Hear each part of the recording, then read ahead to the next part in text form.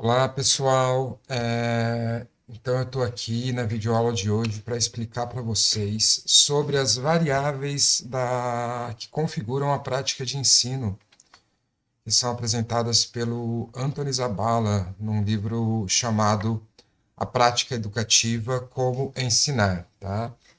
Então, o Zabala, nesse livro, ele vai apresentar a sua concepção de prática de ensino, que ele, na verdade, usa o termo prática educativa, mas a gente pode entender como sinônimos, prática educativa e prática de ensino, tá ok? E a partir dessa compreensão sobre o que seria a prática de ensino, ele formula o que são as variáveis que formam a prática de ensino. Ou seja, a prática de ensino ela é composta por diversos elementos, ok? Que se relacionam entre si a partir de princípios relacionantes, ok? E então o conjunto desses elementos relacionados de uma determinada maneira configuram aquilo que a gente chama a prática de ensino.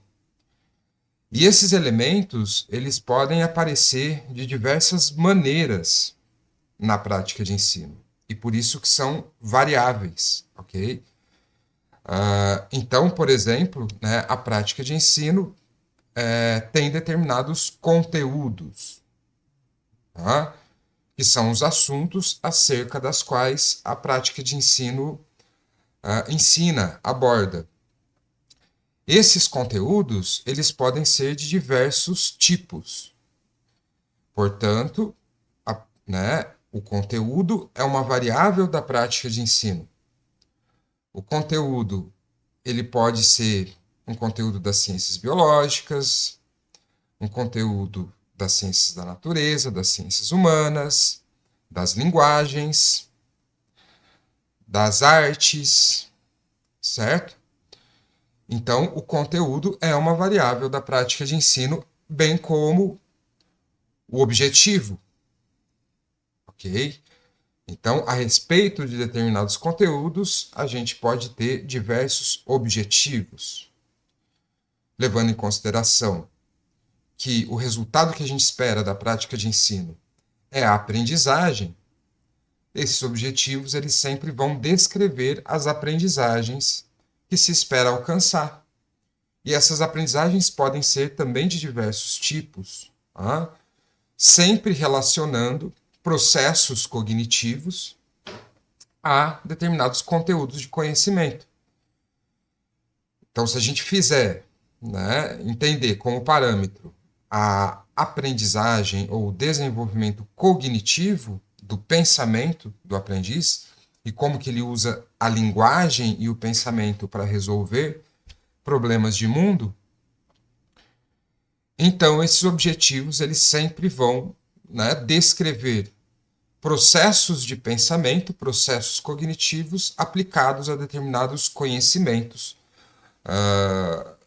né, que apresentam, né, que são apresentados na forma de conteúdos, de assuntos específicos e de dimensões também, né, como fatos, conceitos, procedimentos, certo?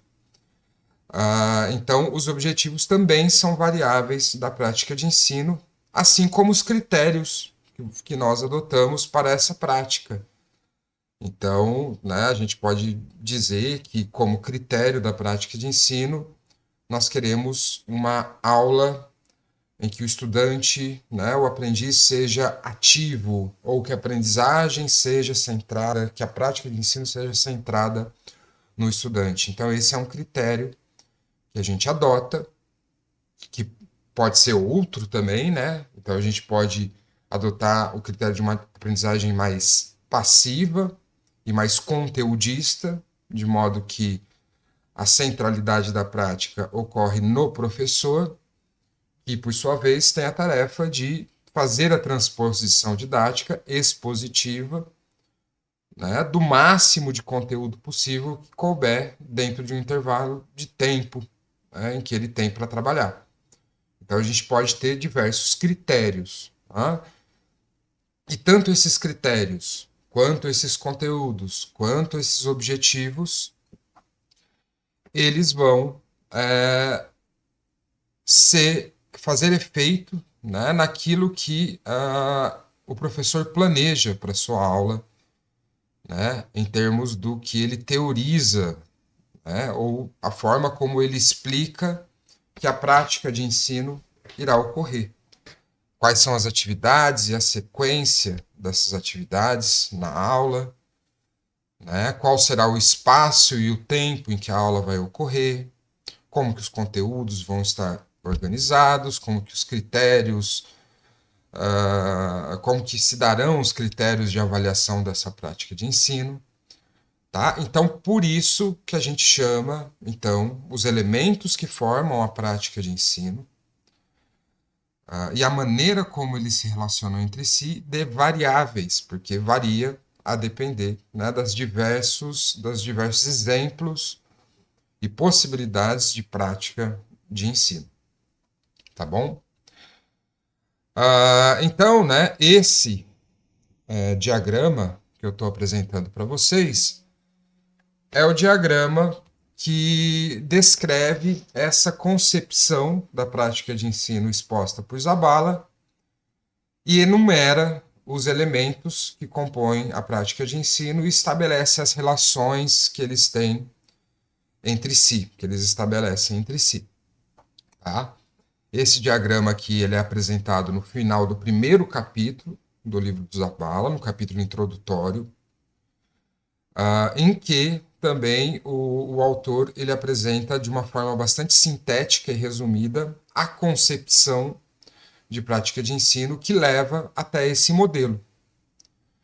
Então ele apresenta esse modelo ao final desse capítulo e ao longo dos demais capítulos do livro ele vai se aprofundando na discussão sobre como que esses elementos, essas variáveis, né, que formam a prática de ensino podem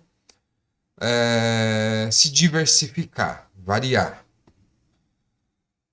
esclarecendo o que são cada um desses conceitos, como que eles funcionam e como eles se relacionam entre si. Então, para uma concepção mais geral sobre esse diagrama, nós lemos o capítulo introdutório do livro do Zabala, e para nos aprofundarmos em relação a cada um desses elementos e relações, a gente vai ter que ir consultando os capítulos do livro, né, cada qual aí em relação ao interesse que a gente tem em se aprofundar, em entender melhor como que se dão essas variáveis, tá ok?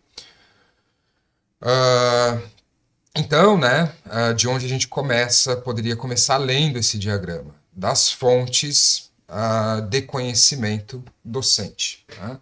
Então, uma forma de interpretar isso daqui é que o docente ou o professor, ele mobiliza conhecimentos para a constituição da sua prática de ensino, certo? E os primeiros conhecimentos que são mobilizados nesse sentido são conhecimentos que não têm relação direta com a prática de ensino que o professor se dispõe a realizar, mas que servem de base, né, que servem de fonte de conhecimento para as tomadas de decisão e para as ideias que se formam sobre a prática de ensino. Então, é o que a gente chama aqui nesse diagrama de fonte, que a gente pode dizer que é a fonte de conhecimento docente. Tá? De um lado, né, então, as fontes elas estão aqui representadas com a cor azul clara nesse diagrama. De um lado, a gente tem as fontes sociológica e epistemológica, ok? A fonte sociológica se refere ao conhecimento que o professor tem sobre a sociedade, as explicações que ele tem a respeito disso, as ideias que ele tem a respeito desse assunto, né? O que é a sociedade, de onde ela vem, para onde ela vai, como que ela funciona, qual é a sua função, qual é a sua história. Então, esse conhecimento, né, do professor forma, né, ou embasa a ideia que ele tem sobre a função social da sua prática de ensino, certo? Então, se a prática de ensino ela funciona para a sociedade, tá? Ela tem uma função social, qual seria essa função social? E isso é uma questão ideológica, ok? Então, a função social varia de acordo com a compreensão de sociedade, né? Não somente também a compreensão, mas os valores societários, né? A prática social do professor. Então, qual que seria a função da prática de ensino exercida pelo docente em relação àquela ideia que ele tem de sociedade? Como que ele argumenta a favor da importância social da sua prática de ensino?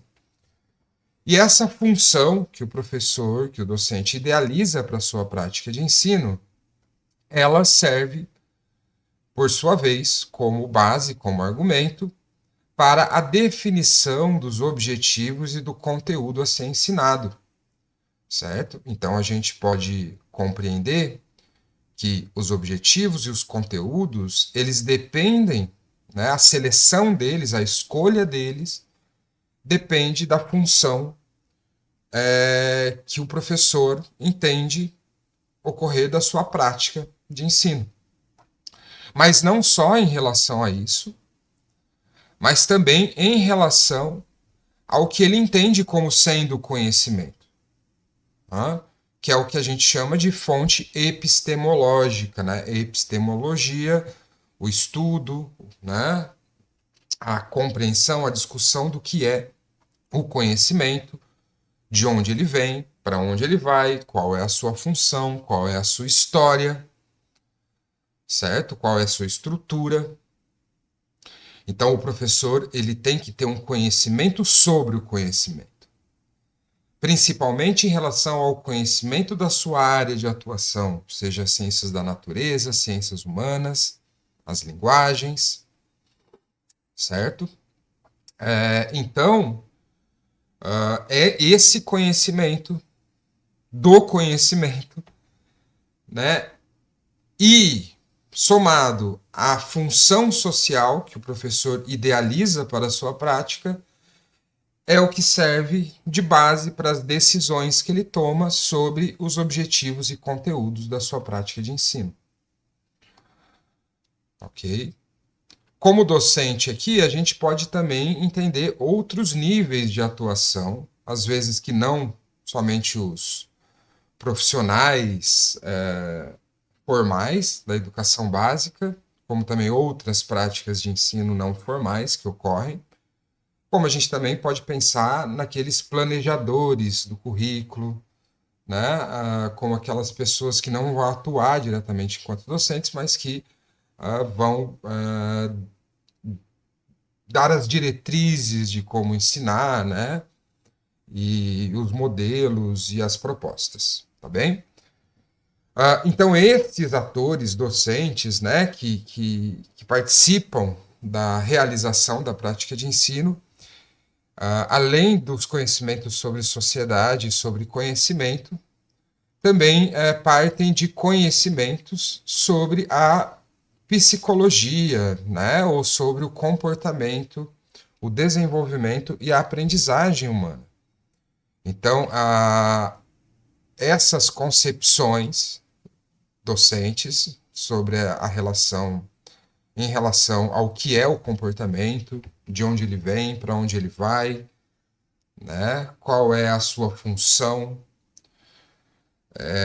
qual é a sua estrutura, de que modo que ele se modifica, certo? Qual é a relação do comportamento com a mente, com o espírito. Então, essas compreensões, elas vão servir como base para que o professor possa conceber a aprendizagem do estudante. Ou seja, de que maneira o estudante irá aprender? Quais são os processos psicológicos que ocorrerão, né, naquele estudante para que a aprendizagem possa se dar pela prática de ensino. Então, essa concepção de aprendizagem é uma ideia que o professor tem sobre como o estudante irá aprender, tá? E que vai servir como base para os critérios que ele vai definir para o seu ensino, ou seja, no momento em que ele decide como ensinar, ele está levando em consideração a sua concepção de como o estudante aprende. Tá? Partindo então da ideia de que o ensino e a aprendizagem fazem parte de um processo chamado ensino-aprendizagem, que a aprendizagem é o resultado da prática de ensino. Então, a maneira como esse ensino se dá está, né, em função da maneira como se pretende ou como se entende que a aprendizagem ocorra. Esses critérios de ensino, eles não são só definidos por essa concepção de aprendizagem, bem como também pelo conhecimento que o professor tem sobre como ensinar. Então, a gente pode, por exemplo, conceber que todos temos algum conhecimento sobre a prática de ensino ou sobre a didática, uma vez que todos fomos um dia estudantes, certo? Então, a observação de como nossos professores atuam ou atuavam, né, é uma fonte de conhecimento sobre como ensinar. E existem outras também formas, né, em que a gente consegue observar a didática, né, e a pedagogia ocorrendo nas diversas práticas sociais que visam o ensino. Então, tendo como base a nossa concepção de aprendizagem, a ideia que a gente tem sobre como o estudante vai aprender, e tendo como base o que a gente conhece sobre o como ensinar, nós definimos, né, nós docentes, as pessoas que, né, praticam o ensino, definem os critérios. Tá? Os critérios relacionados à sua prática de ensino. Então, se a gente concebe que o estudante ele aprende a partir de uma concepção construtivista, que não existe essa noção simplista de transmissão de conhecimento, o conhecimento exposto pelo professor não é equivalente ao conhecimento construído pelo estudante. Então, a gente concebe, né, uma aprendizagem mais ativa por parte do estudante e, desse modo, temos que definir critérios em que o estudante tenha uma certa atividade na construção desse conhecimento e não só uma passividade na recepção de informações. De outro lado, se a gente concebe a aprendizagem, né, como se fosse uma aprendizagem de máquina, né, uma aprendizagem computacional, em que você insere dados, né, e esses dados, né, e o estudante por si só tem uma inteligência capaz de processar corretamente esses dados, né, tem uma programação, né, que leva a um processamento adequado desses dados, então você vai propor uma aula mais expositiva, né, e conteudista. Quanto mais conteúdo eu expor, mais conteúdo o estudante recebe, mais aprendizagem ocorre. Por outro lado, a gente pode conceber outras formas de aprendizagem, né, outros domínios da aprendizagem ou do conhecimento, que não somente conhecimentos cognitivos em termos de pensamento, mas também conhecimentos afetivos em termos de sentimentos, de sensações, e também conhecimentos mais psicomotores em termos de movimentos musculares mesmo. Nesse sentido, a gente vai estabelecer uma compreensão mais integralista da aprendizagem. E quando a gente inclui, né, o sujeito em seu contexto social, na materialidade do seu contexto, histórica, dialética, a gente pode ainda conceber uma aprendizagem integral para a cidadania, né, para a atuação do sujeito na transformação social do mundo. E nesse sentido, a gente tem que colocar o sujeito em situações de problemas reais, né, como critério de ensino. Então, né, essa parte superior aqui do nosso diagrama, ela representa, então, as fontes de conhecimento que esse professor tem para, a princípio, formar as ideias a respeito as primeiras ideias a respeito da sua prática de ensino, que se categorizam como ideias em relação à função que a sua prática tem em relação ao contexto social e em relação à função que a sua prática exerce quanto à maneira como se concebe que o estudante irá aprender. Então, esses elementos em amarelo são elementos mais ideais, e que não estão passíveis do controle direto das decisões docentes sobre a prática de ensino. Então, são ideias, são coisas que a gente vislumbra e espera que sejam efeitos da nossa prática, mas que a gente não tem controle direto, a gente não pode decidir a função social que nossa prática vai exercer. Essa consequência, no máximo, ela pode ser vislumbrada, planejada, mas não decidida. A gente não tem controle sobre isso e a gente também não tem o controle sobre como o estudante irá aprender, como ele irá se comportar, e no máximo a gente consegue prever,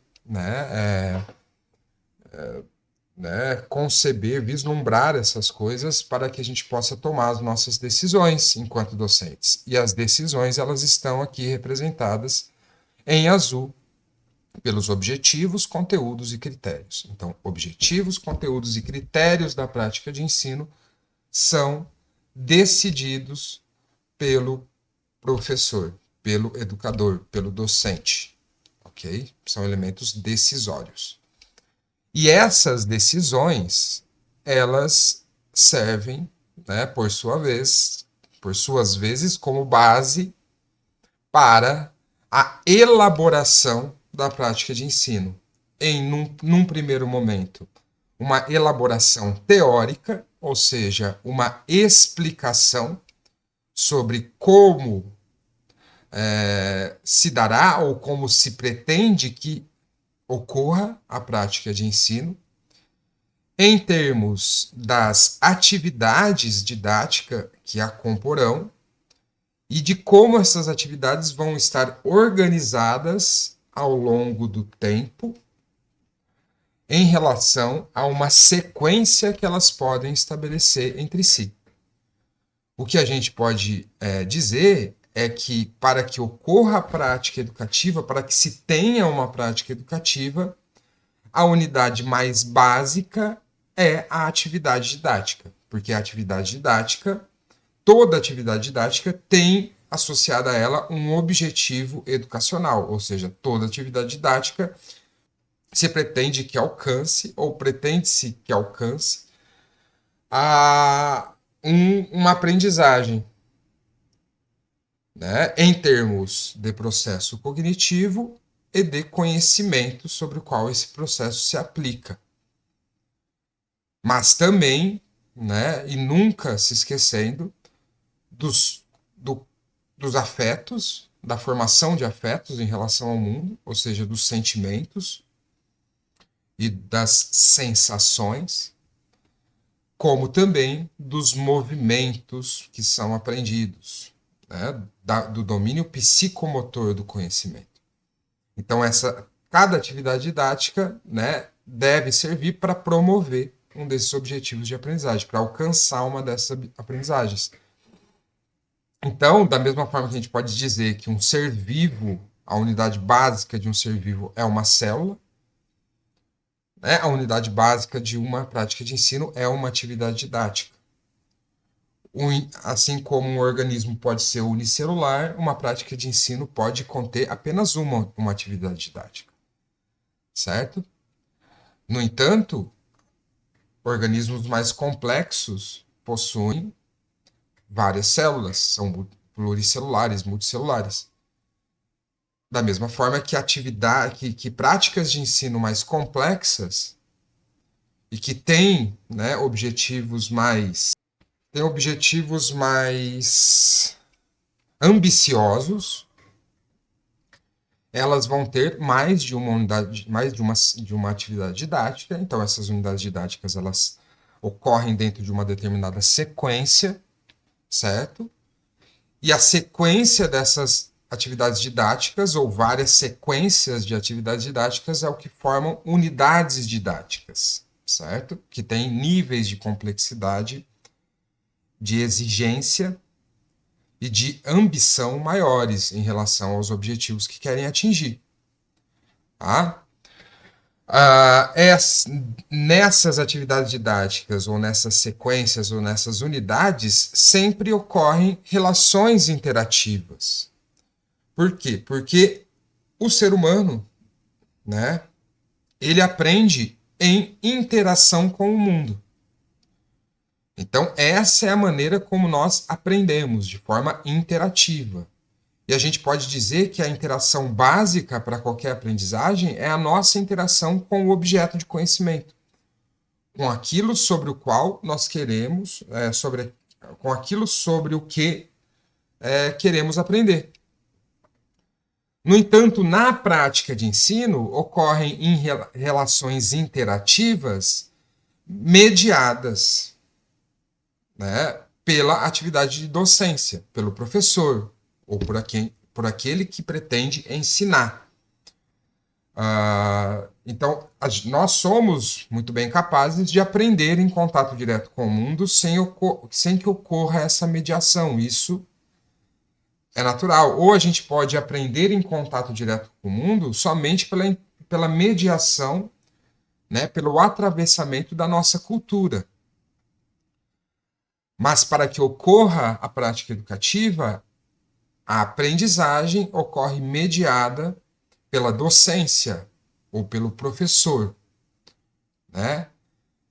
De modo que esse professor ele pode estar presencialmente, de forma síncrona, nessa interação, como ele pode também estar de uma forma indireta, a partir da produção de materiais didáticos, né? De textos, de imagens, de diagramas, e com o contato, e a partir do contato mediado do estudante com esses materiais didáticos, né, que são a expressão docente, esses estudantes aprendem, né, sobre os objetos de mundo. Então, essa relação de mediação é uma relação mínima.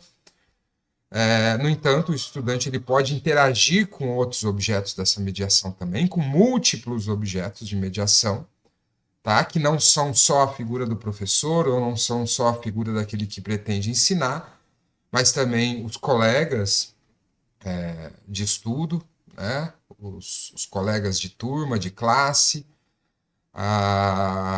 os atores das comunidades de prática, aquelas pessoas que praticam o conhecimento no mundo, e que a partir da observação dessas pessoas ou da participação nas ações que essas pessoas promovem, mediadas pedagogicamente pelo docente, por aquela pessoa que se propõe a ensinar. Então essas relações elas levam à aprendizagem sobre, né, ou a interação mediada com o objeto de aprendizagem do estudante, então, portanto, a aprendizagem dos objetos. Tá?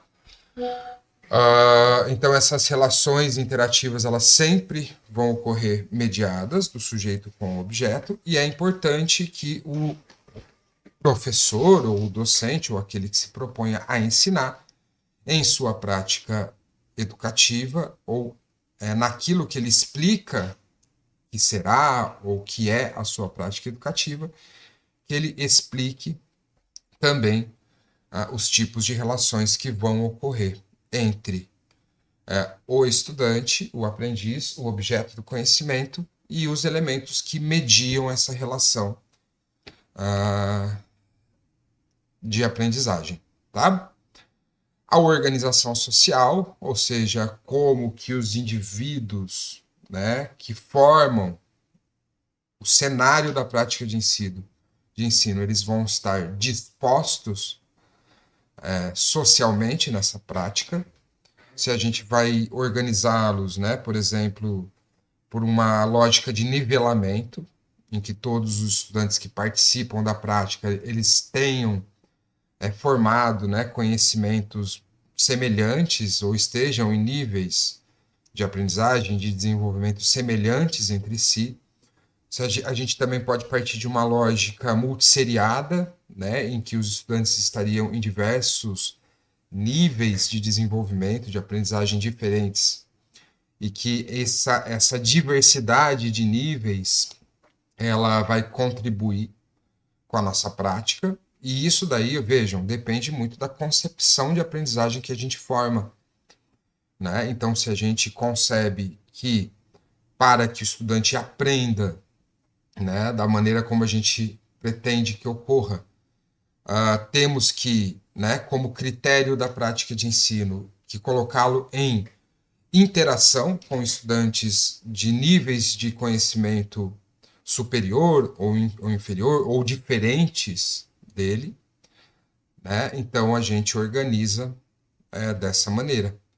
A gente também pode falar em dimensões, né, de organização, ou seja, a gente pode organizar os aprendizes individualmente, né, como numa aula particular ou como num momento da prática de ensino em que a gente vai solucionar problemas e dúvidas de aprendizagem individualmente com os estudantes. A gente pode organizá-los em equipes, em grupos, certo? Essas equipes também podem partir de uma lógica de multisseriação, né, de diferentes níveis. A gente pode compreender as equipes também como sendo fixas ou como sendo variáveis, né? Então, ao longo da prática de ensino, a composição dessas equipes vai se modificando. As lógicas de como a gente configura essas equipes, né? Então, quem escolhe a configuração, quem diz como que as equipes vão ser formadas. E também o que é mais comum dentro da educação tradicionalista, da educação convencional e da educação conteudista, certo? E expositiva, aquela configuração de um grupo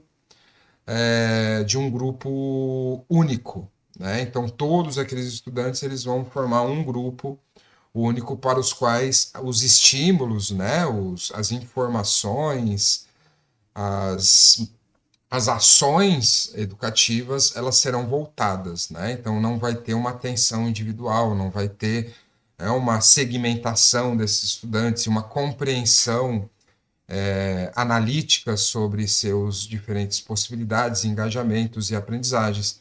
O que vai ocorrer é uma nivelação, né, do todo. Não estou aplicando aí, vejam bem, juízo de valor, não estou dizendo qual é a melhor organização social. De modo que a gente pode conceber que cada tipo de organização social vai ser adequada a um propósito da prática de ensino, né? Então, podem ocorrer muito bem episódios na prática de ensino em que ocorra a exposição ou a demonstração do professor em relação a um determinado assunto. E nesse momento da prática de ensino, a organização social, né, na forma de um único grupo, ela pode vir a ser mais adequada do que outros tipos de organização social para o melhor aproveitamento do tempo, do espaço, por exemplo. Tá? O que eu coloco em termos de tendência pedagógica é que há, né, um tipo de tendência, a educação tradicionalista, né, ela acaba por, né, ter como predominante esse tipo de organização social, né, de todos os estudantes nivelados, né, de todos os estudantes compondo um único corpo de aprendizagem e com todos os estímulos produzidos pelo professor sendo voltados para esse grupo, para esse corpo de aprendizes, único de aprendizes, sem uma atenção especial às individualidades. Tá bem? Eu só estou, né, dando uma pincelada em relação a como a gente pode compreender a variação desses elementos formadores da prática de ensino. Eu não estou me aprofundando em todas as possibilidades, nem em todas as abordagens possíveis.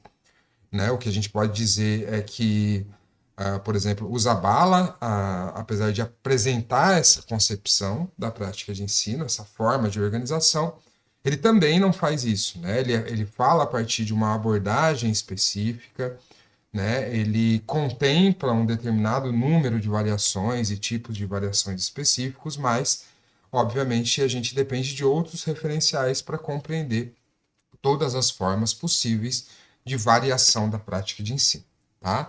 Então, outros elementos, né, que formam a prática de ensino, que formam, na verdade, a gente está falando aqui de modelo teórico, e desse modo que formam a explicação da prática de ensino. Então, a gente pode falar também do espaço e do tempo da prática de ensino. Então, a depender dos objetivos, dos conteúdos e dos critérios, a gente vai ter, né, a prática de ensino ocorrendo em determinado lugar, propício para a realização dessas decisões, e num determinado tempo. E muitas vezes esses espaços e tempos, né, eles não são ideais e a gente precisa explicar, teorizar em relação àquilo que a gente conhece da realidade, do que é possível ser feito. Tá? Então, isso, por exemplo, decai numa discussão sobre a escolha de conteúdos e a profundidade, né, ou a abrangência que a gente vai dar para aquela abordagem. Né? A gente pode dizer que um determinado conteúdo ele pode ser explicado tanto num período de 5 minutos, quanto num período de 1 hora, quanto num período de, né, um bimestre, um semestre, um ano, ok? O que vai variar em relação ao tempo em que o conteúdo é explicado é a abrangência, o quão genérico você faz da sua abordagem ou o quanto que você vai se especificar nas complexidades daquele conteúdo. Né? A gente pode dizer que, cara, eu posso te esclarecer um conceito com uma frase, bem como eu posso te esclarecer um conceito com um curso de graduação, né? Então a gente adequa o nosso tempo em relação ao conteúdo, mas a gente também tem que adequar o conteúdo em relação ao tempo que a gente tem e em relação ao espaço também, ok? Então, se eu não tenho um laboratório para manipulação de um determinado experimento, eu não tenho como me aprofundar, né, ou avançar no conteúdo proposto nesse sentido.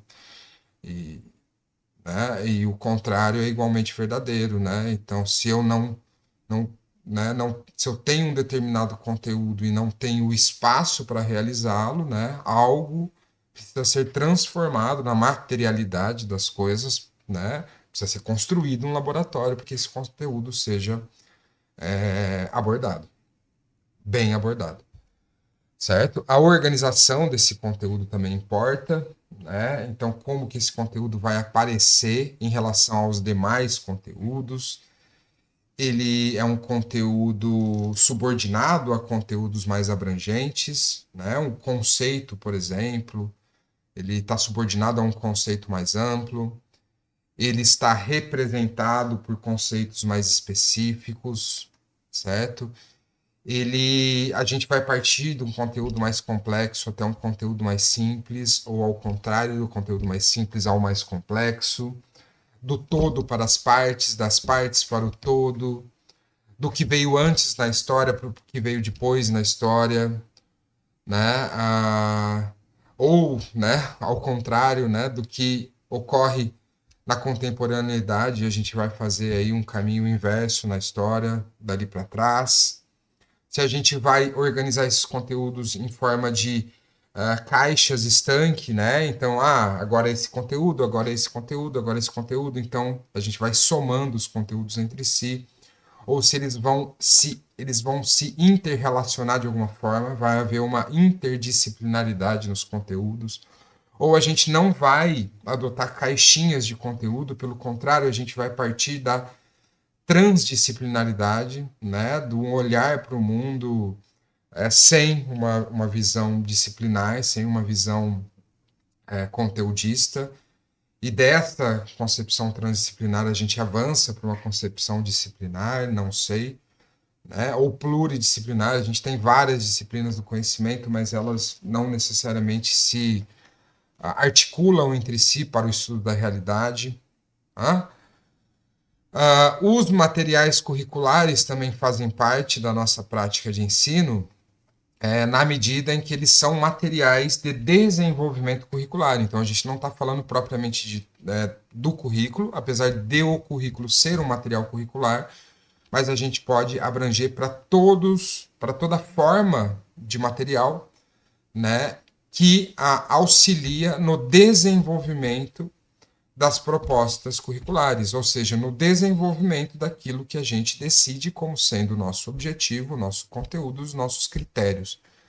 Então, o que eu vou precisar, além de um currículo? Eu vou precisar de um plano, eu vou precisar de uma lousa, de um quadro negro, de um quadro branco, né? Eu vou precisar de um equipamento audiovisual, um data show, de computador, eu vou precisar de um determinado espaço, uma estrutura específica, como um laboratório, ou uma sala de aula, ou uma biblioteca, uma quadra de esportes, ou um local que ocorre para além da fronteira da escola, né?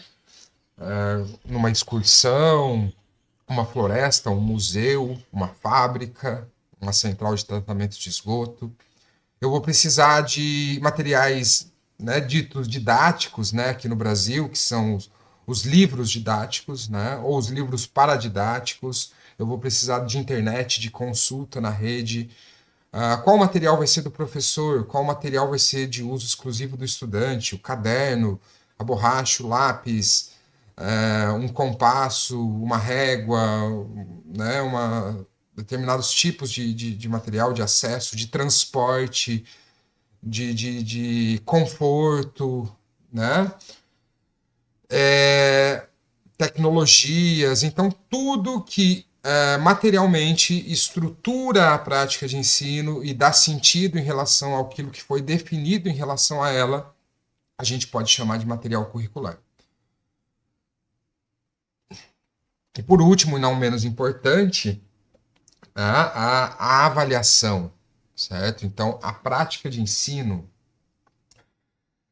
ela precisa ser avaliada, né? Ou ela é sempre avaliada, né? No sentido de que a gente, para saber, por exemplo, se a gente alcançou o nosso objetivo, para saber se o conteúdo que foi abordado foi aprendido da maneira como pretendíamos que fosse, então, como que eu verifico se eu atingi esse objetivo? Então, eu preciso, no mínimo, de uma avaliação da aprendizagem do estudante. Só que a gente não pode, ao mesmo tempo, simplificar dessa forma e dizer que a avaliação na prática de ensino ocorre somente sobre a aprendizagem do estudante, somente sobre a verificação de se o objetivo foi atingido ou não. Mas a avaliação ocorre também em relação ao processo, tanto ao processo do estudante para alcançar essas aprendizagens, né, como ele se comporta, como ele se engaja, como ele participa das atividades didáticas, como também da participação do professor, como que o professor se comporta, como que ele opera o plano que ele desenvolveu, como que ele opera o material curricular, como que ele se relaciona com os estudantes, bem como a avaliação do material curricular. Então, esse livro didático, ele é adequado ou não à prática e à forma como se compreende o conteúdo de ensino e os processos cognitivos que se quer formar, né? A maneira como eu exponho, né, ilustrativamente o conteúdo, né, o quadro negro ou o quadro branco, ou o data show, ou os vídeos, um ambiente virtual de aprendizagem, enfim, eles são adequados, eles estão sendo adequados, eles estão atingindo os objetivos ou eles estão favorecendo os critérios propostos, certo? Então, o currículo, né? O currículo sobre o qual eu atuo, ele é adequado, né? Ele é adequado ao contexto em que eu atuo, ok? Então, a gente precisa avaliar muita coisa na prática de ensino para saber o seu valor, né? O quanto que ela funciona, né? No sentido daquela compreensão de função social que eu estabeleci, né? Que eu idealizei lá no início, e daquela concepção de aprendizagem, da forma como eu concebi que a aprendizagem ocorreria.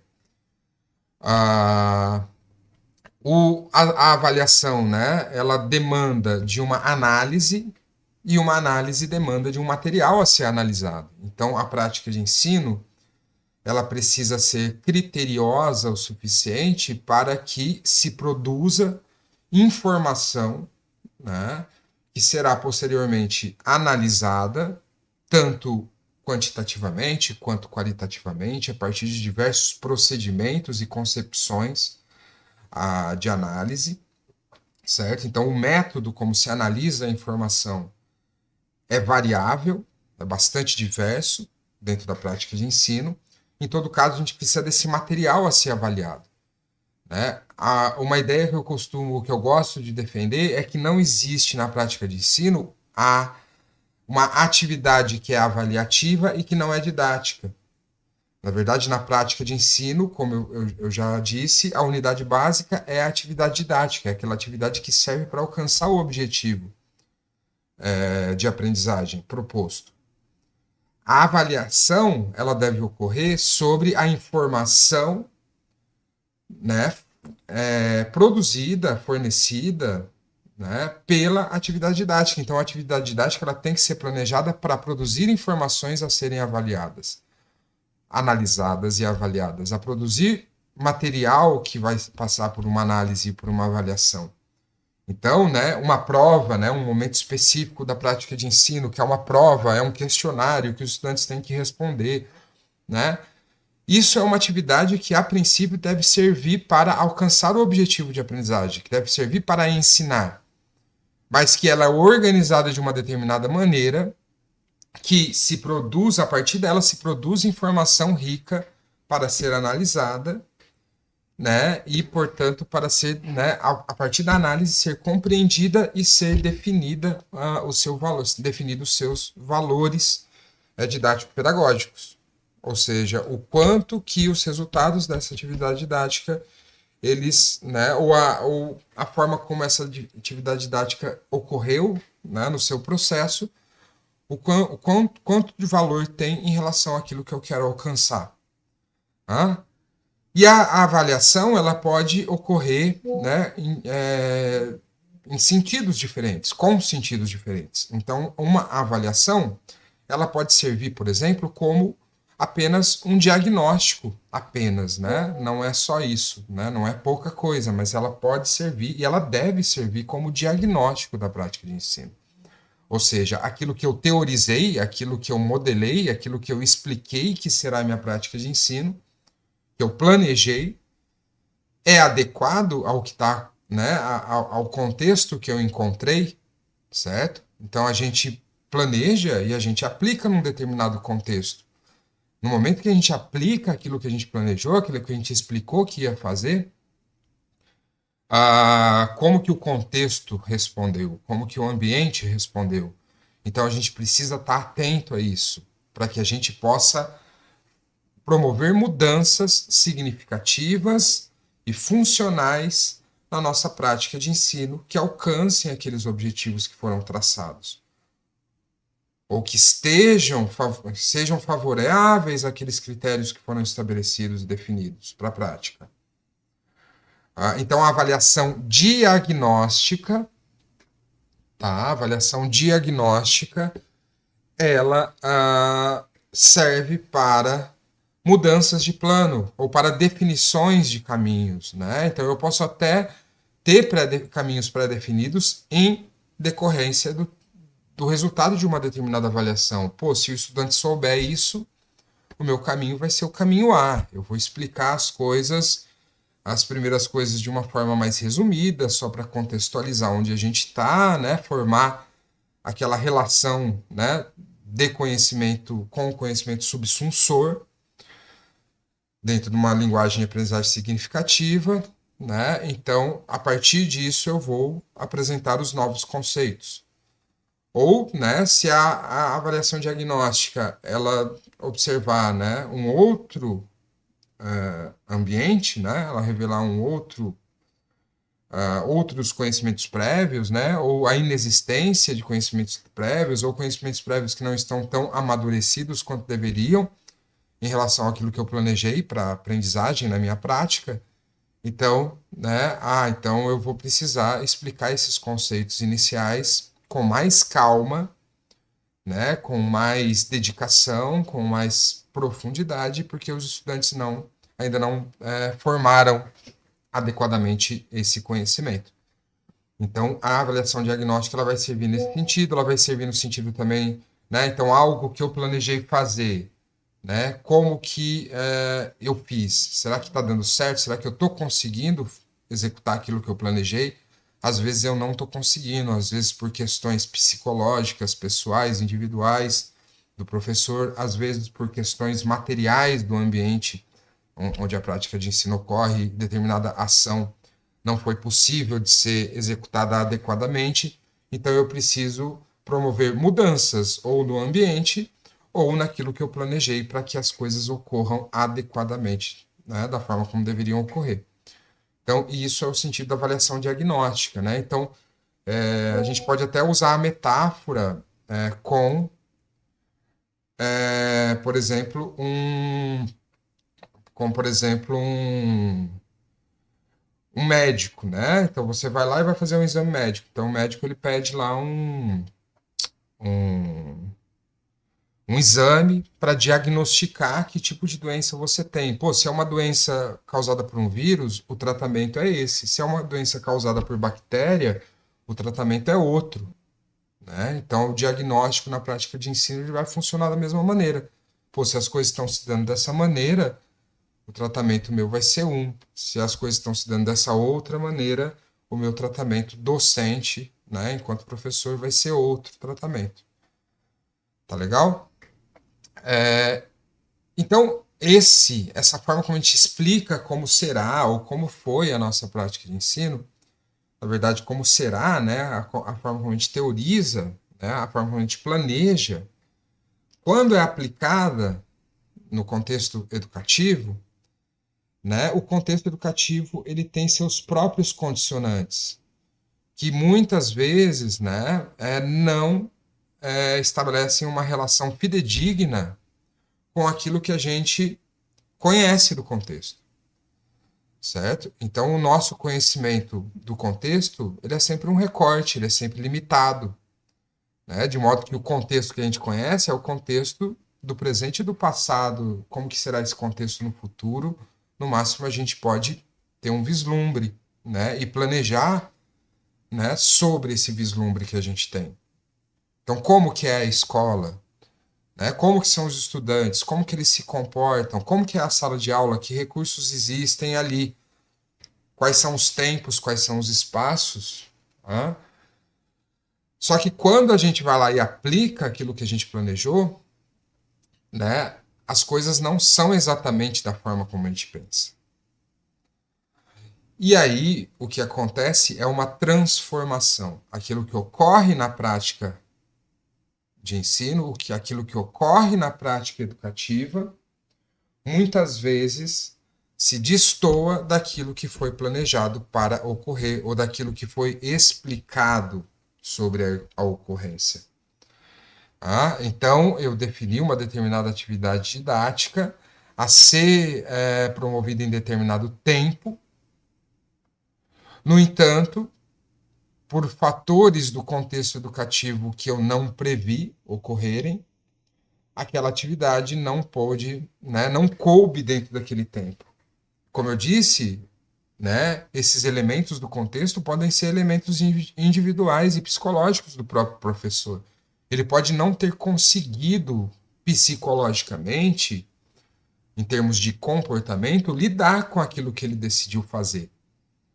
Por N questões, né? Por isso que a gente, né, sempre diz que o planejamento seguro é aquele planejamento que parte do autoconhecimento do professor em relação às suas próprias habilidades e competências. Tá? Mas não é algo que pode ser definitivamente controlado, porque por vezes a gente está num momento ruim, a gente está tendo reações fisiológicas no corpo incontroláveis que não permitem que a gente se adeque psicologicamente às coisas que estão planejadas, né? Então, às vezes, as coisas não cabem, por exemplo, no tempo em que elas deveriam ocorrer. Às vezes a gente se delonga demais uma determinada explicação, uma determinada discussão com os estudantes em sala de aula, ou a gente resume demais determinado conteúdo, determinada atividade e acaba sobrando tempo, acaba, né, tendo tempo a mais do que a gente planejou. Né? Então, né, ou não, ou, né, o elemento está fora do docente, tá? É um elemento que ele não pode controlar diretamente, como, por exemplo, a questão do comportamento dos estudantes. Então, eu planejei realizar determinada discussão com os estudantes sobre determinado assunto, mas os estudantes não respondiam, eles não participavam, eles não expunham suas opiniões. Né? Então, eu tenho que, no momento em que ocorre a prática educativa, encontrar uma alternativa, né? Refletir no momento da prática, tomar decisões no momento da prática que são decisões diferentes e reflexões diferentes das que eu fiz, que eu tomei no momento que eu estava planejando, no momento que eu estava explicando o que deveria ser.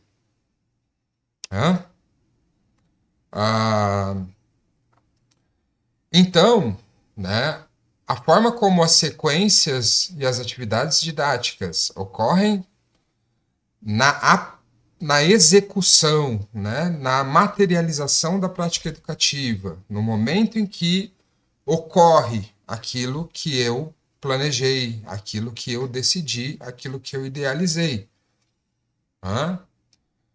A sequência de atividades didáticas pode ser diferente da sequência que eu planejei. As atividades podem ser diferentes das atividades que eu planejei. As relações, a organização, o espaço e o tempo, os conteúdos, os materiais curriculares e os critérios de avaliação também, certo? Então, os condicionantes materiais do contexto educativo, eles são, né, elementos decisórios de como a prática de ensino ou a prática educativa vai se materializar na aplicação daquilo que foi planejado. Tá bem? Então, por isso que os condicionantes do contexto educativo eles são um crivo, né? Porque, de fato, entre o que foi idealizado, entre o que foi planejado, o que foi explicado e o que, de fato, ocorre na realidade.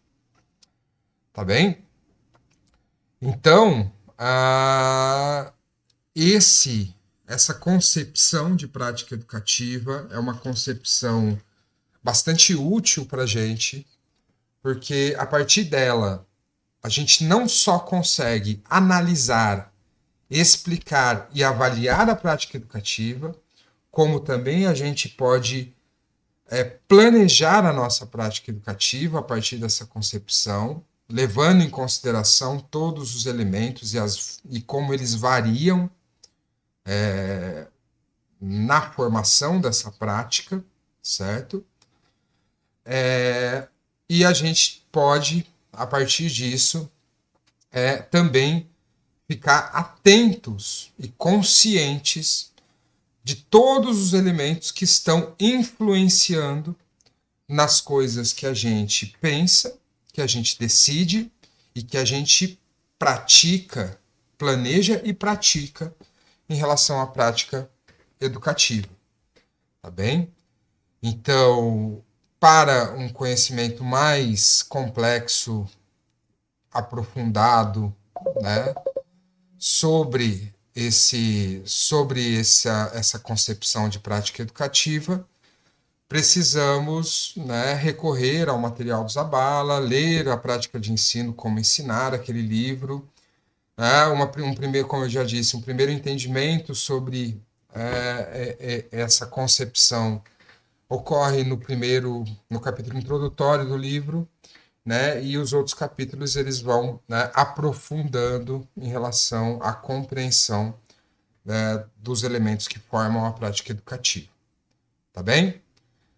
Então, ficamos por aqui hoje. Espero que vocês tenham compreendido a concepção de prática educativa que eu estou trazendo aqui para vocês hoje, que vem lá do material do Zabala, as variáveis que formam essa prática educativa e a maneira como esses elementos, eles, além de variar, eles também se relacionam, né, de maneiras bastante específicas na formação, né, do que é a prática de ensino. Então a gente vai ficar por aqui. Obrigado pela atenção e um abraço, valeu.